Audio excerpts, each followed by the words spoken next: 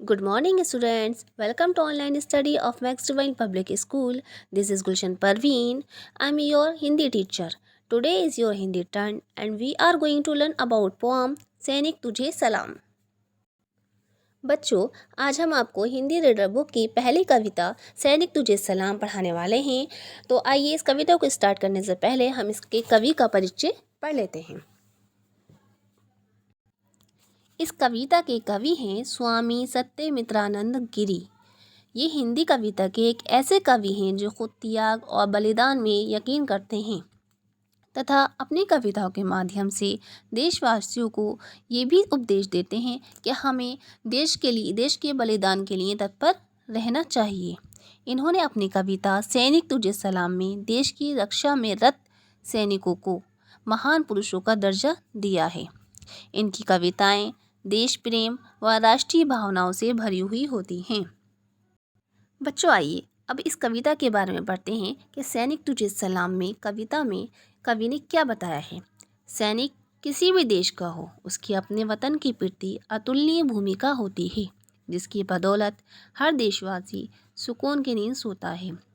हमारे देश के सैनिक अपनी नींद और अपनी खुशियों को न्यौछावर कर हमें अमन चैन से रहने का आश्वासन देते हैं। यानी हमारे देश के सैनिक अपनी नींद और खुशियों को कुर्बान करके हमें अमन और चैन से रहने का यकीन या भरोसा दिलाते हैं। वे किन किन परिस्थितियों में सीमा पर चौकसी बरतते हैं, उन्हें कैसे कैसे कष्ट झेलने पड़ते हैं, उनके परिवार को उनकी अनुपस्थिति कितनी सताती है। यानी कि हमारे जो सैनिक हैं वो किन किन हालातों में सीमा पर पहरेदारी करते हैं, उन्हें कैसी कैसी परेशानियों को झेलना पड़ता है, उनके परिवार को उनकी गैर मौजूदगी कितना परेशान करती है, उन्हें अपनी या अपनों से अधिक देश की सुरक्षा की चिंता बनी रहती है। सैनिक यदि कहीं से भी खतरे की आहट सुनता है तो अपनी जान की परवाह किए बगैर वे बादल के समान टूट पड़ता है। वो तनिक भी अपने जीवन का मोह नहीं करता, वो थोड़ा सा भी अपने जीवन के बारे में नहीं सोचता। राष्ट्र की सुरक्षा, अखंडता व एकता को बनाए रखने में भारतीय सैनिकों का अहम योगदान है। इसलिए हमें अपने देश के सैनिकों से अनुशासन में रहना सीखना चाहिए तथा हमेशा उनका सम्मान करना चाहिए। बच्चों, अब कविता पढ़ते हैं। युद्ध भूमि मसी पात्र है सैनिक कलम समान, बलिदानों के पृष्ठ पर गाथा लिखी महान। इस कविता के माध्यम से कवि कहना चाहता है कि युद्ध भूमि एक रोशनाई के समान होती है और सैनिक एक कलम के समान होता है, और वो अपने बलिदान की कहानी उस कलम से लिखना चाहता है। सीमा पर प्रहरी बने नहीं सुविधा की चाह, पट कुटीर में वास कर चले समर की राह। वो सीमा पर चौकीदार की तरह पहरेदारी करते हैं और उन्हें कोई सुख सुविधा की चाहत नहीं होती है।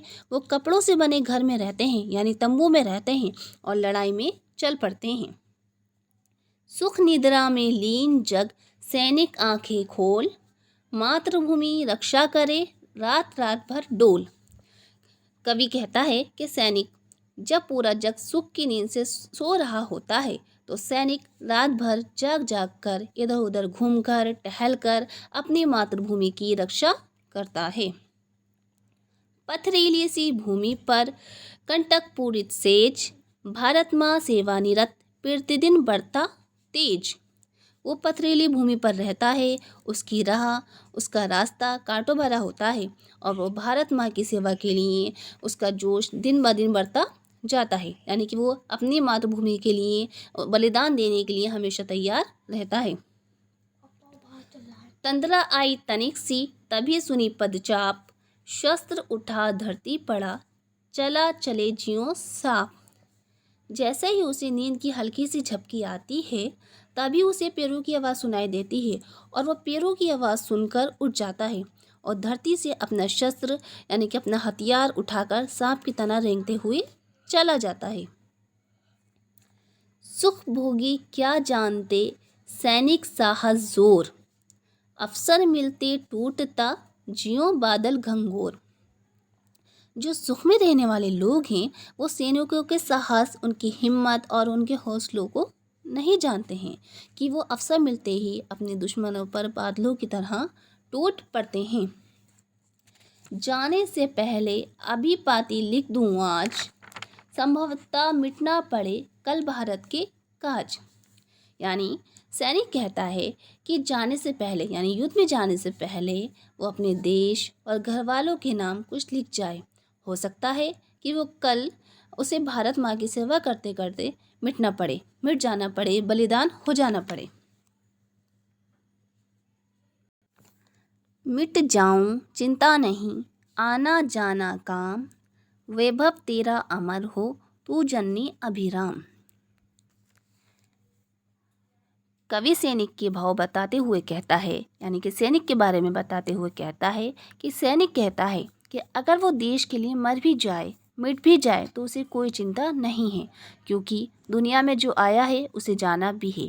लेकिन मेरे देश का जो वैभव या शान है वो अमर रहे, क्योंकि ये जननी अभिराम है, लोगों को जन्म देने वाली है। रक्त सरित तन में बहे, आयुध लिन है हाथ, कट जाए पूरा बदन, झुके ना मेरा माथ। कवि कहता है सैनिक के बारे में बताते हुए, मेरे बदन से खून पानी की तरह बहने लगे, मेरे हथियार, मेरे शस्त्र हाथों से छूटकर गिर जाएं। भले ही मेरा पूरा बदन कट जाए, लेकिन मेरा माथा नहीं झुके।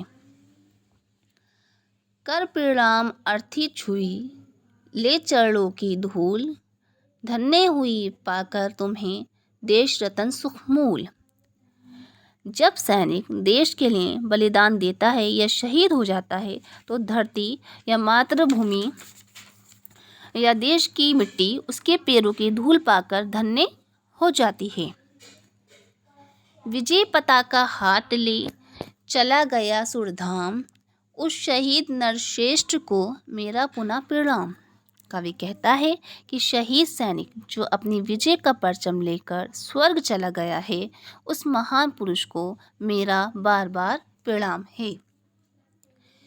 इस कविता से हमें भी ये सीख मिलती है कि हमें भी अपने देश के लिए बलिदान करना चाहिए या कुछ न कुछ करते रहना चाहिए।